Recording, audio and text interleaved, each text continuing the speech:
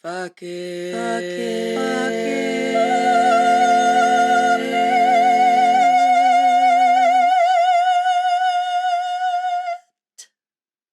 Hey, mama. If you are a mom and are tired of the wash, rinse, repeat burnout cycle of motherhood, this podcast is for you.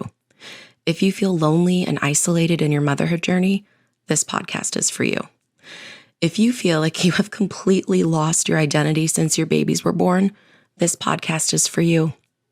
If you feel like every other mom has it together except for you, this podcast is for you. My name is Amanda, and I'm a life coach dedicated to teaching every mom the tools she needs to liberate herself off the back burner. I am living proof that a woman can be present and loving to her kids while also being a whole-ass person outside of being that kid's mom. The secret? Learning when to say fuck it. Hello. So we're recording this podcast episode in the car because otherwise it's probably just not going to happen. I just came from a networking event in the Twin Cities, and I am now at the middle school, which is not in the Twin Cities, waiting in the pickup line to pick up my kid.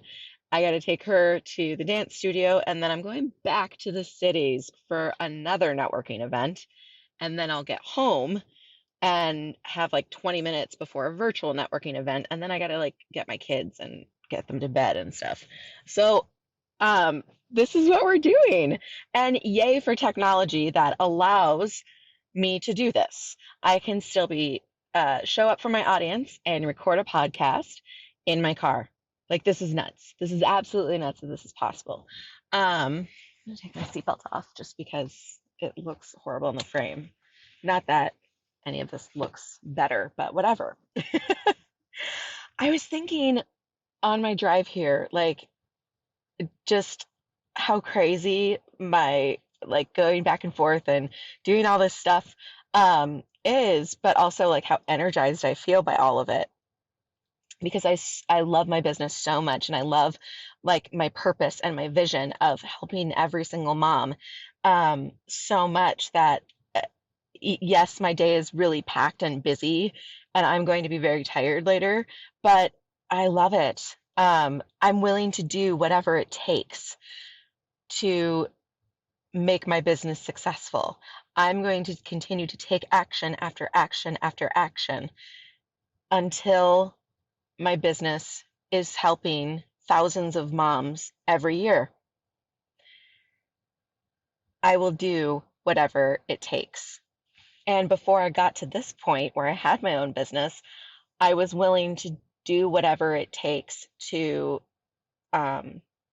heal myself and to do the work on myself so that I had emotional sufficiency and security and just change my own life, because I was tired of being miserable. I got to a point, just such the depths of misery, that I was willing to do whatever it took to not end up there ever again and just to feel better.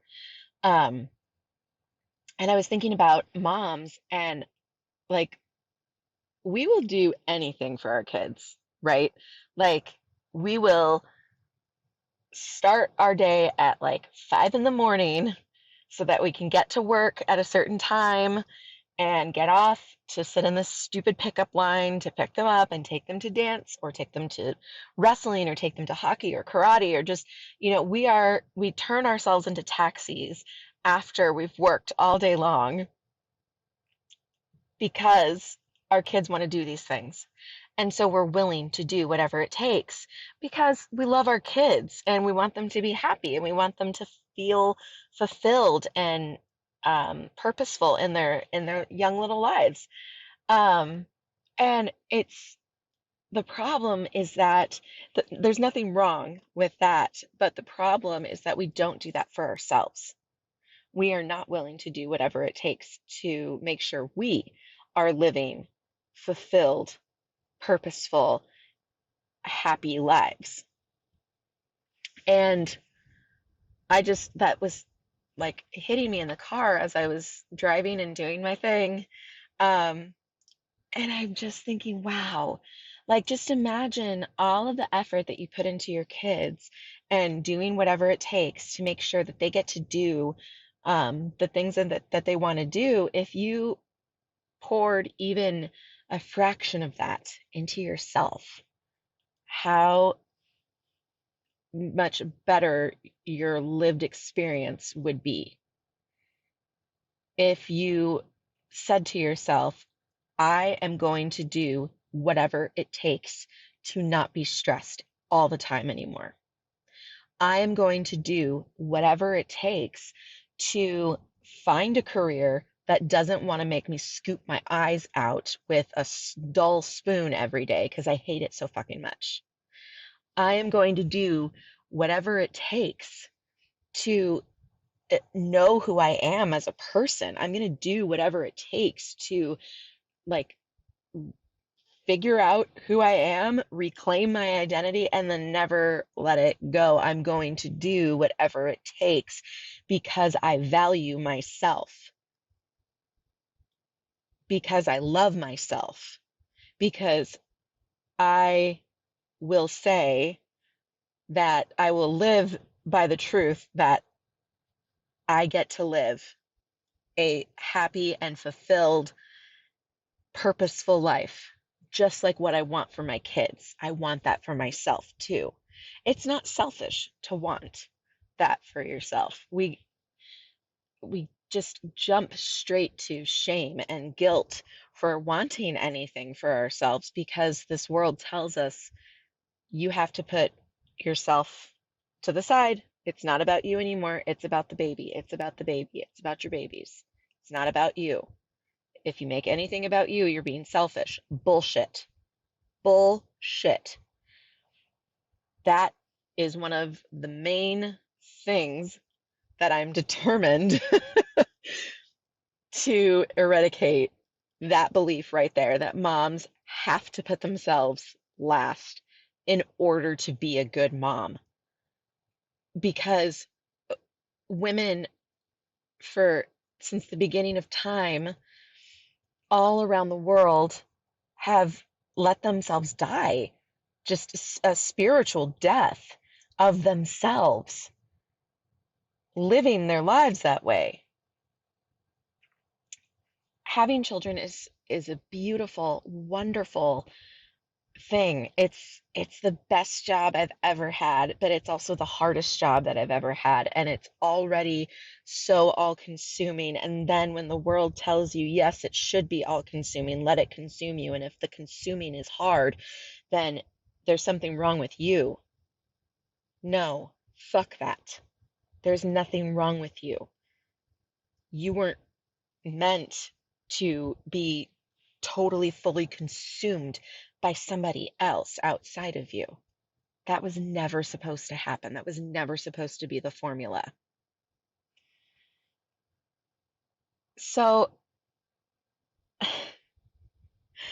I just would love to challenge all of you to really take a moment and give yourself permission, even if it's temporary permission, to say, I I get to live too. I get to be happy. I get to be fulfilled. I get to have a purposeful life. And then see what comes up for you. Because chances are you've forgotten what you had wanted to pursue um, back when you could still think about yourself and you said, yeah, doing that, that would really, like, God, that fires me up. I really love that. That just seems like it's for me. And then ask yourself, why aren't you going after it? Why aren't you going after the life that you know deep down in your soul and in your knowing that would fill you up and give you purpose? Why? If it's financial security, you can go fuck yourself. I mean, I don't know how many examples history has to give us. Um, a stable job. There's no such thing as a stable job. There just isn't. And that's okay. It's okay as long as you have these tools to manage your mind and know that you create your sufficiency, you create your abundance. It doesn't matter what curveballs life throws at you if you have these tools that I teach my clients. Because, like, the world could collapse around you and you'd be like, well, this sucks. I'm not trying to say that like life coaches never suffer or have, the full human experience. Absolutely. It's just a matter of learning how to experience those emotions and not let them get the best of you. It doesn't ruin your day, it doesn't derail your day, it doesn't derail your life. The person you thought was going to be your life partner, turns out they're not. You can get through that if you have these tools. You can get through anything if you have these tools. You can lose your job. You can switch careers and not have any like mental drama that will derail you from moving on, going to the next step if you have these tools. So if you are a person who is just in a cycle of your life and your life is fine, but it's not really the one you chose. If you were being honest with yourself, if you were being honest with yourself, you would admit, yeah, I just kind of was just doing what I felt I was supposed to do. I know that was my journey. I got married when I was 21. I had my first kid when I was 22. I was just kind of always doing what I thought I was supposed to do. And it wasn't until I started putting myself first and saying, fuck this formula. My life feels awful. It feels awful living in this body like this. This isn't working for me. And I started just putting myself first, prioritizing myself, taking care of myself, and really allowing myself to ask the question, what do you want to do? What do you want your life to look like? And this was like a, years long process. It takes a very long time to like unprogram your brain from everything you knew to be true or thought that it was true, because it was just what everyone does. It's what you've known since you could remember anything. But it wasn't until then that I really started living, because I know that all of my choices are actually what I want to do. Um, I know that I can change my mind at any point. How many of you feel stuck in your career? You went to college, like a good girl, and you got a degree in something really reasonable. You got a business degree or an accounting degree or whatever the fuck degree, and you immediately got your 9 to 5 and have your pension and your health care benefits and life insurance. But now that you're like a decade into it, you're just like, this is boring. I don't want to do the same thing every day. But you keep going because it's all you know to do. And you tell yourself this lie of that it's too late to start something new. It's never too late. It's never too late. And if you put yourself as a priority in your own life, your brain will go to work for you to figure it out, to problem solve, to find a solution when it doesn't seem like there's any possible solution, to do whatever it takes.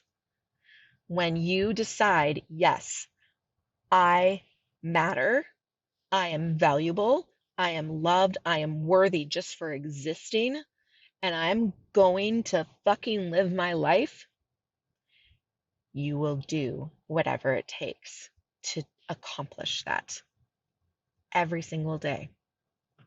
And then it'll become second nature, because you'll have built that neural pathway in your brain that says, I come first because I love myself. And when I do that, I show up for the people that I love in such a more abundant, compassionate way. I have so much more to give to the ones that I love when I show up for myself first. I am running a second cohort of my Burnout to Fuck It group next week, April 17th through the 21st. It's free. It has improvements from the first round. I'm always evaluating what I'm doing. I never really accept that, like, oh yeah, this is the best I can ever do, and I'm never gonna, like, this is good enough, so we're just gonna do this. No. That's never been who I am. I am going to always strive to be better, and this second round is absolutely better than the first round. Not that there was anything wrong with the first round. The first round was great, but everything can always be improved, right? I'm so excited. I'm so excited for this 2.0 version, and I want all of you there, okay? I know the Zooms are in the middle of the day. I don't give a shit. I don't give a shit about any of your excuses, okay? Because you know what? If your kid had some sort of like thing, orthodontics, orthodontist or something, I didn't get braces and my kids didn't have braces, but let's just say, okay, that your kid needed braces and they needed to do it in 5 different like parts for 1 week. And the only time slot they had was at noon, Monday through Friday for that week, for your kid to get their fucking braces on. Would you figure it out? Of course you would, because you value that. You say, okay, nope, this is important, and so I'm going to figure it out. Guess what, bitch? You are important. Your emotional security is important. If you have emotional stability, it doesn't matter what life throws at you. You will be okay. That is more valuable than fucking anything. Because any other thing, any other material thing that you buy for yourself, thinking that you're buying security, like a house with a mortgage or a vehicle, all of that shit can fail you. All of that shit can be taken away from you at any moment, and then you suddenly feel very exposed and vulnerable and you don't know what the fuck to do. That will never, ever happen to you if you invest instead in your emotional stability.